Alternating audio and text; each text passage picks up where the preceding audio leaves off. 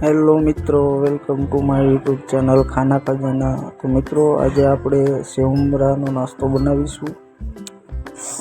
સેવમરાના પેકેટમાંથી આપણે નાસ્તો કેવી રીતે બનાવવો તે શીખીશું।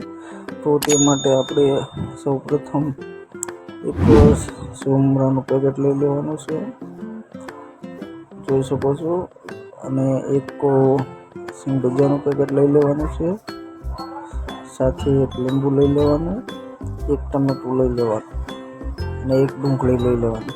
આટલી વસ્તુ લઈ લેવાની છે। પછી આપણે આમાંથી બનાવીશું નાસ્તો। તો ડુંગળી ટમેટા કાપી નાખવાના છે અને લીંબુ પણ। પછી એક પ્લેટ લઈ લેવાની, તેમાં આપણે સેવમરા નાખી દઈશું।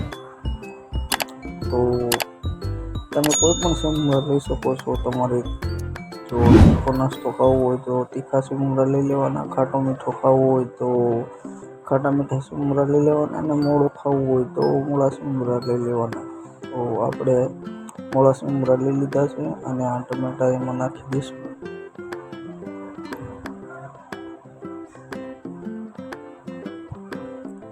જોઈ શકો છો, ટમેટા એમાં મિક્સ કરી દેવાના છે।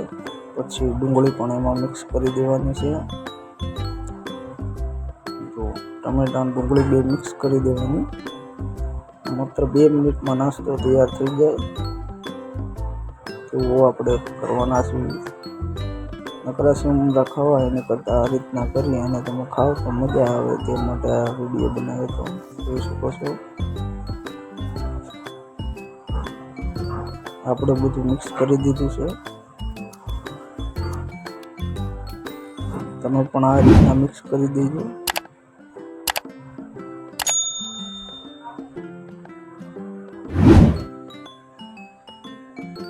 જો મિત્રો આ વિડીયો તમને ગમે તો ચેનલને સબસ્ક્રાઈબ કરી લેજો અને વિડીયોને લાઈક કરજો।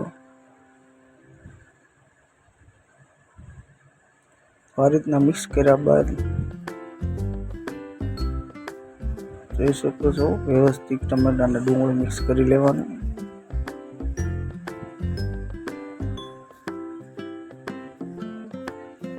પછી તેમાં આપણે સિંગ ભજીયા નાખી દઈશું।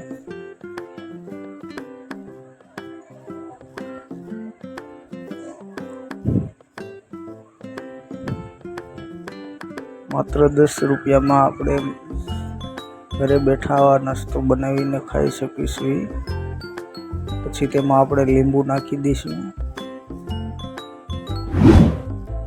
અને બધું મિક્સ કરી નાખવાનું। તો એક સારો એવો નાસ્તો બનીને તૈયાર થઈ જાય છે, જે તમે ખાઈ શકો છો। જોઈ શકો છો મિત્રો, એક વખત ઘરે બનાવીને ટ્રાય કરજો અને ખાઈને કહેજો કેવો લાગે છે। જોઈ શકો છો, આપણે લીંબુ હવે એમાં નાખી દઈશું એટલે આપણો નાસ્તો તૈયાર થઈ જશે। મને તો મજા આવી છે, તમને કેવો લાગે છે તે ટ્રાય કરીને જરૂર કહેજો, અને હા, ચેનલને સબસ્ક્રાઈબ કરી લેજો। ધન્યવાદ।